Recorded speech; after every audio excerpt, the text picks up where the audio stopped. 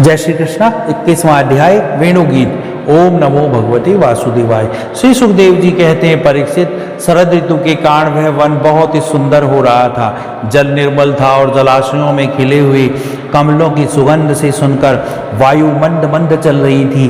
भगवान श्री कृष्ण ने गौओं और ग्वाल बालों के साथ उस वन में प्रवेश किया। सुंदर सुंदर पुष्पों से परिपूर्ण हरी हरी वृक्ष पंक्तियों के में मतवाले भूरे स्थान स्थान पर गुनगुना रहे थे और तरह तरह के पक्षी झुंड के झुंड बनाकर अलग अलग कलरव कर रही थी, जिससे उस वन के सरोवर, नदियां और पर्वत सब के सब गूंजते रहते थे। मधुपति भगवान श्री कृष्ण ने बलराम जी और ग्वाल बालों के साथ उसके भीतर घुसकर गौओं को चराते हुए अपनी मधुर वाणी बांसुरी पर बड़ी मधुर तान छेड़ी। भगवान श्री कृष्ण की वंशी ध्वनि भगवान के प्रति प्रेम भाव को, उनके मिलने की आकांक्षा को जगाने वाली है। उसे सुनकर गोपियों का हृदय प्रेम से परिपूर्ण हो गया।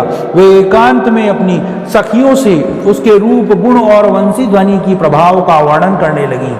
व्रज की गोपियों ने वंशी ध्वनि का माधुर्य आपस में वर्णन करना चाहा तो अवश्य, परंतु वंशी का स्मरण होते ही उन्हें भगवान श्री कृष्ण की मधुर चेष्टाओं की, प्रेम पूर्ण चितवन, भों के इशारे, मधुर मुस्कान आदि की याद आई। उनकी भगवान से मिलने की आकांक्षा और भी बढ़ गई। उनका मन हाथ से निकल गया। वह मन ही मन वहां पहुंच गई जहां भगवान श्री कृष्ण थे। वो अब उनकी वाणी बोले कैसे, वह उनके वर्णन में असमर्थ हो गई। वह मन ही मन देखने लगी कि भगवान श्री कृष्ण ग्वाल बालों के साथ वृंदावन में प्रवेश कर रहे हैं। उनके सिर पर मयूर पिछ है और कानों में कनेर के पीले पीले पुष्प, शरीर पर सुनहला पीतांबर, गले में 5 प्रकार के सुगंधित पुष्पों की बनी वैजंती माला है। रंगमंच पर अभिनय करते हुए श्रेष्ठ नट का सा क्या ही सुंदर वेश है। बांसुरी के छिद्रों को वह अपने अधरामृत से भर रहे हैं। उनके पीछे पीछे ग्वाल बाल उनकी लोक पावन कीर्ति का गान कर रहे हैं। इस प्रकार वैकुंठ से भी श्रेष्ठ उस वृंदावन धाम उनके चरण चिन्हों से और भी रमणीय बन गया। परीक्षित, यह वंशी ध्वनि जड़ चेतन समस्त भूतों का मन चुरा लेती है। गोपियों ने उसे सुना और सुनकर उसका वर्णन करने लगी। वर्णन करते करते वह तन्मय हो गई और भगवान श्री कृष्ण का पाकर आलिंगन करने लगी। गोपियां आपस में बातचीत करने लगी। अरे सखियों, हमने तो आंख वालों के जीवन की और उनकी आंखों की बस यही इतनी ही सफलता समझी है, और तो हमें सब कुछ मालूम ही नहीं है। वह कौन सा लाभ है? यह यही है कि जब श्याम सुंदर श्री कृष्ण और गौर सुंदर बलराम ग्वाल बालों के साथ गायों को हाँककर वन में ले जा रहे हों और लौटकर व्रज में आ रहे हों, उन्होंने अपने अधरों की मुरली धर रखी हो और प्रेम भरी तिरछी चितवन से हमारी ओर देख रहे हों, उस समय हम उनकी मुख माधुरी का पान करती रहें। अरे सखी, जब वह आम की नई कोपलें, मोरों के पंख, फूलों के गुच्छे, रंग बिरंगे कमल और कुमुद की मालाएं धारण कर लेते हैं, श्री कृष्ण के सांवरे शरीर पर पीतांबर और बलराम के गोरे शरीर पर नीलांबर फहराने लगता है, तब उनका वेश बड़ा ही विचित्र बन जाता है। ग्वाल बालों की गोष्ठी में वे दोनों बीचों बीच बैठ जाते हैं और मधुर संगीत की तान छेड़ देते हैं। मेरी प्यारी सखी, उस समय ऐसा जान पड़ता है मानो 2 चतुर नट रंगमंच का अभिनय कर रहे हो। मैं क्या बताऊं कि उस समय उनकी कितनी शोभा होती है। अरे गोपियों, यह वेणु पुरुष जाति का होने पर भी पूर्व जन्म में न जाने ऐसा कौन सा साधन भजन कर चुका है कि हम गोपियों की अपनी संपत्ति दामोदर के अधरों की सुधा स्वयं ही इस प्रकार पिए जा रहे हैं कि हम लोगों के लिए थोड़ा सा भी रस शेष नहीं रहेगा।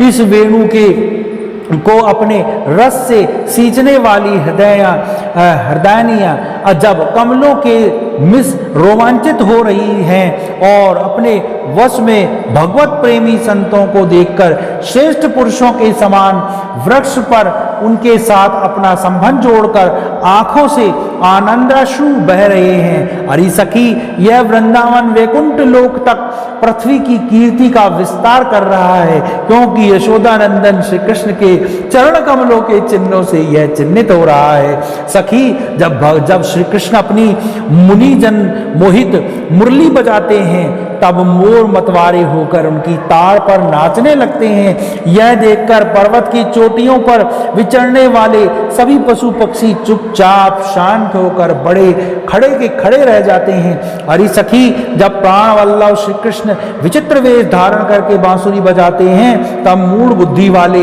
यह हरिणियां भी वंशी की तान सुनकर अपने पति कृष्ण सार मृगों के साथ आनंद नंदन के पास चली आती है और अपनी प्रेम भरी बड़ी बड़ी आंखों से उन्हें निरखने लगती हैं। निरखती क्या है? अपनी कमल के समान बड़ी बड़ी आंखें श्री कृष्ण के चरणों पर निछावर कर देती हैं और श्री कृष्ण की प्रेम भरी चितवन के द्वारा किया हुआ अपना सत्कार स्वीकार करती हैं। वास्तव में उनका जीवन धन्य है। वह वृंदावन की गोपियां होने पर भी इस प्रकार उन पर अब अपने के वो निछावर नहीं कर पाती। हम घर वाले कूदने लगते हैं, कितना विडंबना है। अरे सखी, हरिणियों को तो बात ही क्या है। स्वर्ग की देवियां जब युवतियों को आनंदित करने वाले सौंदर्य और शील के खजाने श्री कृष्ण को देखती हैं और बांसुरी पर उनके द्वारा गाया हुआ मधुर संगीत सुनती है, तब उनके चित्र विचित्र आलाप सुनकर वह अपने विमान पर सूध बूध खो बैठती है, मूर्छित हो जाती हैं। यह कैसे मालूम हुआ सखी? सुनो तो, जब उनके हृदय में श्री कृष्ण से मिलने की तीव्र आकांक्षा जग जाती है, अब वह अपना धीरज खो बैठती है, बेहोश हो जाती है। उन्हें इस बात का भी पता नहीं चलता कि उनकी चोटियां के गुथे हुए फूल पृथ्वी पर गिर रहे हैं। यहाँ तक कि उन्हें अपनी साड़ी का भी पता नहीं रहता। वह कमर से खिसककर जमीन पर आ जाती हैं। अरे सखी, तुम देवियों की बात क्या कर रही हो? जब गौओं को नहीं देखती, अब इन गौओं को नहीं देखती, जब हमारे हृदय कृष्ण प्यारे अपने मुख की बांसुरी के स्वर भरते हैं और गोएं उनका मधुर संगीत सुनती है, तब वह अपने दोनों कानों के दोने संभाल लेती हैं, खड़े कर लेती हैं, मानो उसमें अमृत पी रही हो। इस प्रकार उस संगीत का रस लेने लगती है। ऐसा क्यों होता है सखी? अपने नेत्रों के द्वार से श्याम सुंदर को हृदय में ले जाकर वह उन्हें विराजमान कर लेती हैं और मन ही मन उसका आलिंगन करती हैं। देखती नहीं हो, उनके नेत्रों के से आनंद के आंसू छलकने लगते हैं और उनके बछड़ों की दशा ही निराली हो जाती है। यद्यपि गौओं के थनों में अपने आप दूध झरने लगता है, वह जब दूध पीते पीते अचानक ही वंशी ध्वनि सुनते हैं, तब मुंह में लिया हुआ दूध की घूंट भी न उगल पाते हैं और न निगल पाते हैं। उनके हृदय में भी होता है भगवान का संस्पर्श और नेत्रों में झलकते हैं आनंद के आंसू। वह ज्यों के त्यों ठिठके रह जाते हैं। अरे सखी, गोए और बछड़े तो हमारी घर की वस्तुएं हैं, उनकी तो बात ही जाने दो।